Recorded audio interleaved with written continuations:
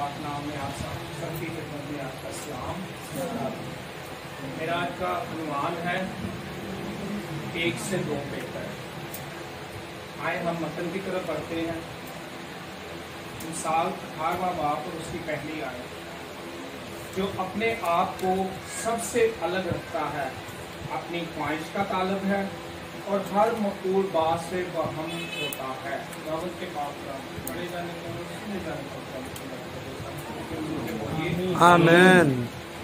मेरे अजीजों, सुलेमान बादशाह जो हिकमत का बादशाह है, जिसके पास इतना इल्म है और वो इस किताब में जो भी बात वो कर रहा है इल्म से भरी हुई बात कर रहा है। और यहाँ पे वो कहता है जो अपने आप को सबसे अलग, सबका क्या मतलब है, ये वो रूहानी तौर पर बात कर रहा है कि अगर आपका कोई रूहानी दोस्त है या रूहानी बहन है, भाइयों का अगर रूहानी भाई दोस्त है, बहनों की रूहानी तौर पर कोई बहन ताकत रखने वाली है, अगर भाई है, तो देखिए जो अकेला होता है उसकी अपनी ही ख्वाहिशात होती हैं, अपना ही लाइफस्टाइल होता है। देखिए अगर दूसरा शख्स होगा उसके पास, तो उसको बताएगा कि बहन आपकी जिंदगी में इस बात की कमी है, आपकी जिंदगी में ये चीज जो है ना नहीं होनी चाहिए। देखिए अगर संगत होगी तो फिर ही उसको गाइडेंस मिलेगी, नहीं तो वो हर वो अच्छी बात से, जैसे लिखा है कि मकबूल बात से बरहम रहे, यानी बेफिक्र उसे कोई बात का जो है ना इल्म नहीं होगा, उसके अंदर प्राउड होगा, उसके अंदर अपनी ही जो होगी ना मैं वो होगी।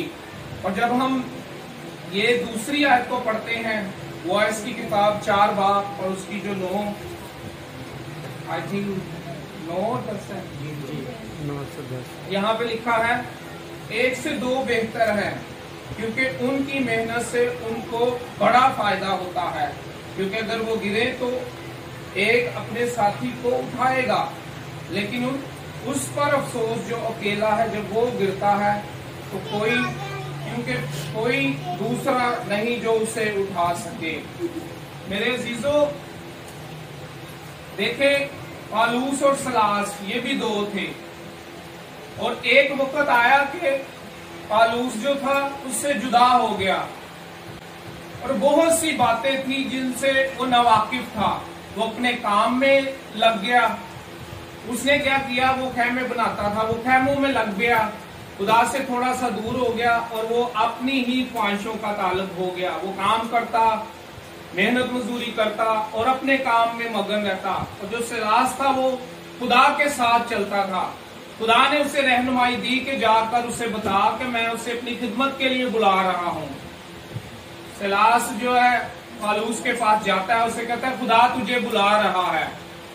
और देखे अगर सिलास उसका दोस्त था तो वो उसके जाके गाइडेंस देता है कि खुदा तुझे बुला रहा है, खुदा के लिए तेरी प्लानिंग है, खुदा ने तुझे चुना है और वो तुझे इस्तेमाल करेगा।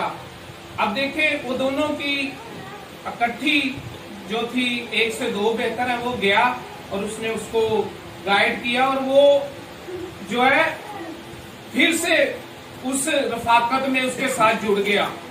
और उसके पास जाना ही भाई से बरकत था कि वो वापिस आ गया, और वापिस आके उसने इतना बड़ा काम किया। देखिए वो ना जाता, जस्ट 2 मिनट, जब वो अगर ना जाता तो वो ये इतनी बड़ी बुक नहीं लिख सकता था, खुदा से दूर था। उसका जाना ये हुआ, अगर आपका कोई रूहानी दोस्त है तो वो आपको खुदा के करीब ले जाएगा जब आपके अंदर कोई ऐसी बात आएगी। तो हासिल कलाम ये है कि आपकी जो रफाकत है 1 से 2 बेहतर है। अगर रूहानी तौर पर किसी भाई या बहन के साथ होगी तो आप तरक्की करेंगे। आज क्या मेरी अपील यही है, खुदा इस कलाम को